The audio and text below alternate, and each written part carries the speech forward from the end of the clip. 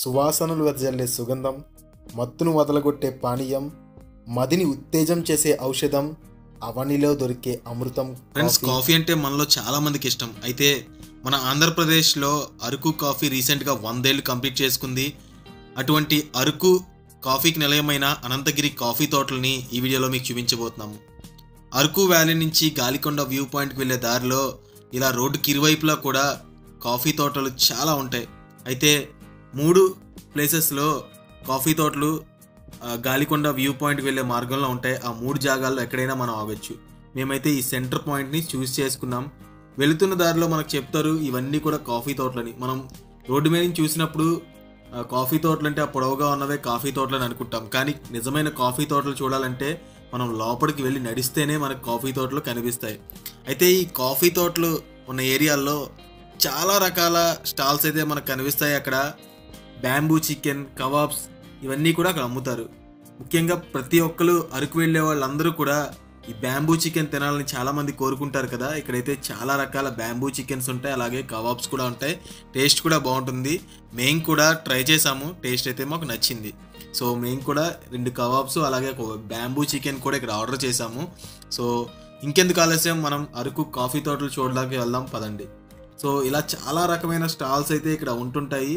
ఇది అరకు నుంచి వైజాగ్ వెళ్ళే బస్సు ఫ్రెండ్స్, ఆర్టీసీ బస్సు. అయితే అరకు వెళ్ళిన వారు వైజాగ్ చేరుకోవడానికి అరకు బస్ స్టాండ్లో లాస్ట్ బస్ 7:30కి ఉంది, గమనించగలరు.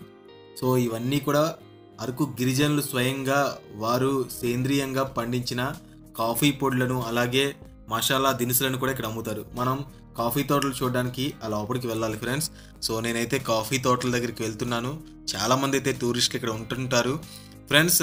జనరల్గా కాఫీ తోటలు అంటే ఇందాక మీకు చెప్పాను కదా, పైన మనకు కనిపించేవన్నీ కూడా సిల్వర్ చెట్లు, అలాగే దాని చుట్టూ ఉన్న మిరియాల చెట్లు.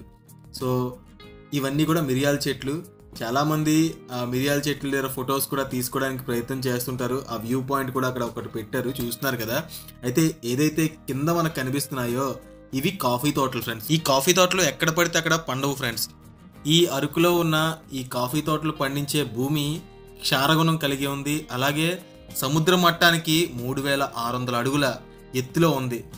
అలాగే ఇక్కడ ఈ పైన మీకు కనిపిస్తున్నాయి కదా సిల్వర్ చెట్లు, దాని చుట్టూ మిరియాల చెట్లు ఉండడం వల్ల డైరెక్ట్గా సూర్యకిరణాలు ఈ కాఫీ పంట మీద పడవన్నమాట. అందువల్ల ఈ కాఫీ తోటలు ఇక్కడ బాగా పెరుగుతాయి.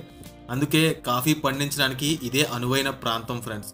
సో చూస్తున్నారు కదా కాఫీ తోటలు కింద ఏ రకంగా ఉన్నాయో, వాటి మీద సూర్యకిరణాలు డైరెక్ట్గా పడకుండా నీడ పడడానికే అక్కడ మనకి సిల్వర్ చెట్లు అలాగే మిరియాల చెట్లు కూడా ఉన్నాయి, చూస్తున్నారు కదా.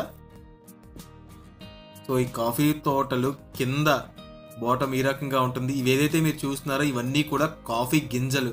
కాఫీ గింజలు ఈ కలర్లో మారిన తర్వాత దాన్ని తీసి దాన్ని ప్రాసెస్ చేసి ప్రతి గిరిజనుడి దగ్గర కూడా ఇక్కడ ఒక మిషన్స్ ఉంటాయి, కాఫీ మిషన్స్. సో వాళ్ళే మొత్తం ప్రాసెస్ చేసుకొని వాళ్ళు మనకు కాఫీ తయారు చేసి అక్కడ స్వయంగా అమ్ముతుంటారు.